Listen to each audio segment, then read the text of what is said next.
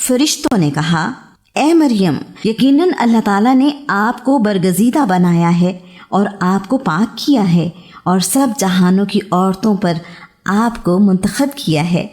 اے مریم، اپنے رب کی اطاعت کرو، سجدے کرو اور رکوع کرنے والوں کے ساتھ رکوع کرو۔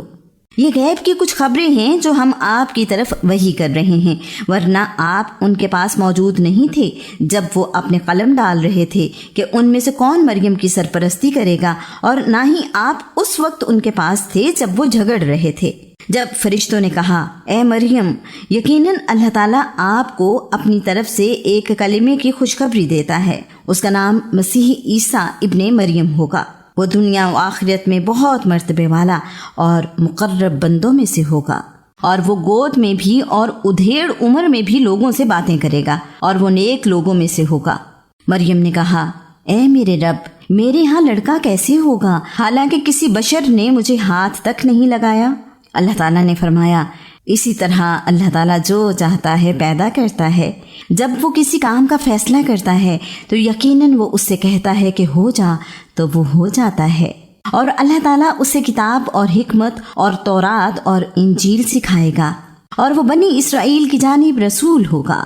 بلا شبہ میں یقیناً تمہارے پاس تمہارے رب کی طرف سے نشانی لایا ہوں کہ میں یقیناً تمہارے لیے مٹی سے پرندے کی صورت جیسی چیز بناتا ہوں، پھر اس میں پھونک مارتا ہوں تو وہ اللہ تعالیٰ کے حکم سے پرندہ بن جاتا ہے، اور اللہ تعالیٰ کے حکم سے میں پیدائشی اندھے کو اور کوڑھی کو ٹھیک کرتا ہوں اور مردوں کو بھی زندہ کرتا ہوں، اور میں تمہیں خبر دیتا ہوں کہ تم کیا کھاتے ہو اور کیا اپنے گھروں میں ذخیرہ کرتے ہو۔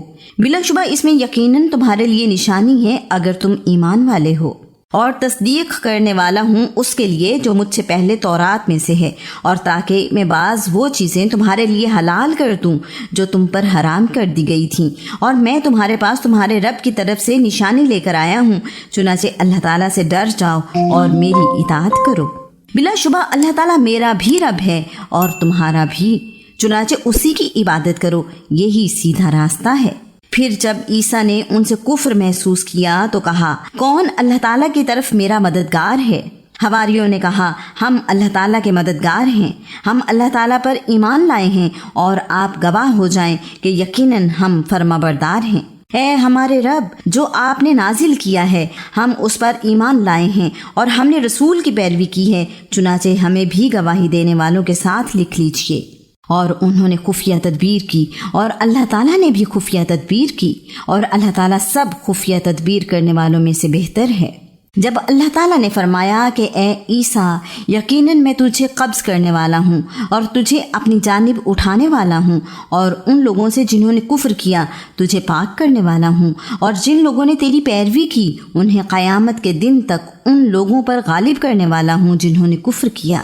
پھر میری طرف تم سب کی واپسی ہے، سو میں تمہارے درمیان ان باتوں میں فیصلہ کروں گا جن میں تم اختلاف کیا کرتے تھے۔ پھر جن لوگوں نے کفر کیا انہیں میں دنیا اور آخرت میں سخت عذاب دوں گا، اور ان کے لیے کوئی مددگار نہ ہوگا۔